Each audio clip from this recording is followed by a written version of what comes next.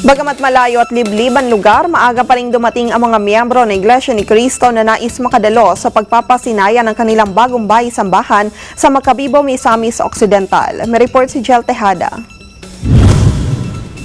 Buong kasabikang dinaluhan ng mga kaanib ng INC ang pagpapasinaya at pagtatalaga ng bagong barangay chapel na matatagpuan sa Makabibo, Misamis Occidental. Bagaman nasa malayo at liblib na lugar, maaga pa sa takdang oras dumating ang mga dadalo sa nasabing pagpapasinaya. Ang pagpapasinaya at pagtatalaga sa bagong barangay chapel ay pinangunahan ni kapatid na Benjamin Pelias, District Minister ng Misamis Occidental. Labis ang kagalakang nadama ng mga dumalo sa isinagawang aktibidad. Labis din ang kanilang pagpapasalamat sa Panginoong Diyos sa pagkasangkapan sa pamamahala para sila ay maalala kahit malayo ang kanilang dako. Nangako din sila na patuloy silang magpapasakop sa ilalim ng pamamahala ng kapatid na Eduardo V. Manalo at kailanman ay hindi magtataksil o lalaban sa kanila.